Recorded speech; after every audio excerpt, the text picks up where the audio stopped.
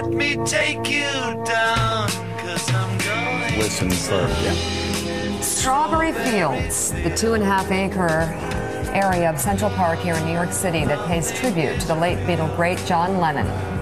Lennon lived with his wife, Yoko Ono, in the Dakota Apartments located right next to this part of Central Park, and it was there on December 8th, 1980, that he was shot dead. Tomorrow, John Lennon would have turned 70 years old. And joining us now to discuss the Beatles legend's life and music, leading Beatles historian Martin Lewis, who recently teamed up with Harvey Weinstein on the new Lennon biopic, Nowhere Boy. And on the set, Michael Epstein, the director of American Masters, Lennon NYC, a new documentary about John Lennon's time in New York, and contributing editor for Rolling Stone magazine, Alan Light, who recently joined us for the magazine's special edition on the Beatles' 100 greatest songs. Michael, let me start with you. I wanted to do this a couple of weeks ago because I knew that horrific date was coming up. Right. And I don't want actually December 8th to come up. 30 years, it's unimaginable. It's nice that the sort of focus has shifted to the birthday. We wanted to focus on the birthday. Right. Lennon would have turned 70 today. And for all of us who have been obsessed, I would say in an unhealthy way, on the Beatles, as I have since I was very young, you've got a great gift for John Lennon and his fans this weekend. Yeah, it's wonderful. I'm directed for the PBS series American Masters, a film called Lennon NYC, which is about the sort of last decade of John's life, the sort of period that he left the Beatles and sort of found himself as an individual artist, and all the way to the end. And on Saturday at Summer Stage Theater, we're going to have a free screening of Lennon NYC for all of New York to come down. The doors will open at 6. The film will start around 7. And it's a great way, we hope, for people to come and remember John and to celebrate his birthday and to celebrate his life and to watch the documentary. And Lou Reed was going to come out to introduce the film. So it's a nice, positive way to remember John and to mark his birthday. And Lennon and NYC were so connected. The thing I always loved listening to him in interviews, and I still go back and listen to interviews from time to time, he was like a little kid when he talked about New York. He loved New York. He was just enthralled by it. And this guy who had seen the world, had seen everything, he moved to New York, and it hooked him. It pulled him in. You know, New York offered him something that no other city did, which was freedom. I mean, it was an opportunity to not be Beatle John, to not be accosted all the time. You know, the press in England was just brutal to Yoko and him. And New York, you know, especially at that period, I mean, this is the 70s when, you know, it was left for dead. And he discovered, I mean, moved into a one-bedroom apartment on Bank Street in the West Village. And he just loved walking the city. I mean, there's people in the documentary who talk about just driving down 8th Avenue, and Yoko and John were out on 8th Avenue trying to walking around. Well, they were hailing a cab. He pulled over. He said, "What are you doing? You're a Beatle. Get in my car. Where are you going?" Well, you know, that was and he took him up to East Harlem. Yeah, that's one of this. I mean, still, my wife and I were going to see a movie on a weekend, and that was Yoko Ono in a theater, like something you don't see in the mall in Pensacola, Florida. Yeah. Let me bring you in, Martin. What are your thoughts as we come up on the 70th birthday? Well, the amazing thing about John Lennon is how he reaches out to people, not just aging baby boomers like myself, but to young people. I host Beatle fan conventions, and I always find I'm the oldest person there. There's so many young kids who relate to John Lennon, and what they see in him is a young spirit.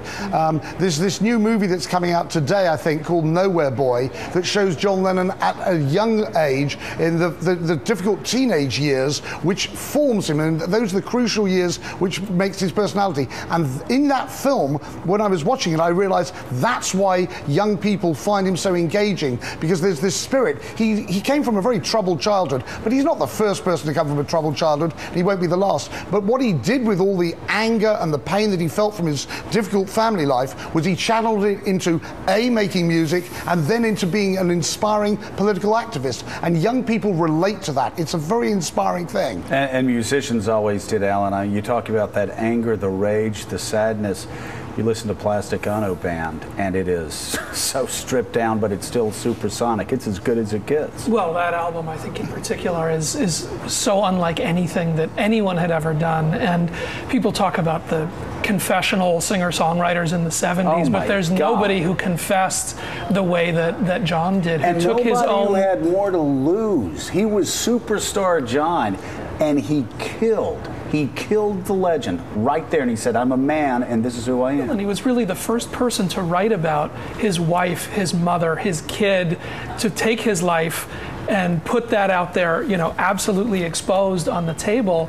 These are things that we kind of take for granted now, that musicians and that all kinds of pop culture figures will talk about their personal lives and use that in their work in that way, but nobody had done that the way that John He was the did. first. In God, he just went down a list. I don't believe in Dylan. I don't believe in Zimmerman. I don't believe in Well, to Beatles. open his first solo album after the Beatles broke up, the first line on the album, "Mother, you had me, but I never had you." Yeah. You know, to come in with something so, you know, evocative and so personal, and to begin his solo career that way, you know, and then all the way to the end to Double Fantasy, to writing about his marriage and staying home and raising his kid and presenting himself as this house husband. People hadn't seen that as a model from a grown man before either. You know, and one of the things that's really fascinating about John is because in rock and roll you expect everybody to be so machismo and dramatic, but he was never frightened to expose his foibles. So he would say, "I'm feeling so insecure," or I've treated you badly. I was a jealous guy. These are emotions that a macho rock star would not normally do, and I think there's so much stems. What I always find fascinating about John Lennon is that for a guy who was very progressive, always looking forward, so many of his songs, even at a young age, were looking back. In My Life, he talks about when the places I remember all my life. In Help, he sings about when I was younger, so much younger than today. He's constantly looking at those formative years of the relationship with his mum and his aunt, and that is so much what formed John Lennon and shaped his world of view and influenced and inspired his songwriting. Mike Barnacle.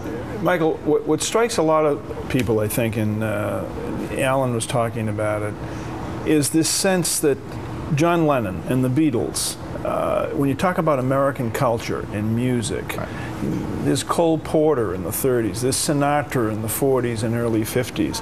But the Beatles, the stamp that they have had on American life and American culture is overwhelming. Yeah, no, and it's still. Yeah. But you know, here's the thing. John talks about in our film. It's American rock and roll that changed his life. And you know, the early Beatles stuff, they were consuming the Evs, the Everly Brothers, and obviously Elvis. I mean, I think that Lennon would have moved in with Elvis if he could. I mean, he loved Elvis the way we love the Beatles. And they actually, the backstory on this is the reason that could happen. Liverpool, a poor town. And it's why he liked New York so much. Talked about getting all of the singles from America. They called them Cunard Yanks. Yeah. And the other thing is he, you know, because of that, because of the way that he loved early rock and roll so much, you know, John always hated his own singing voice.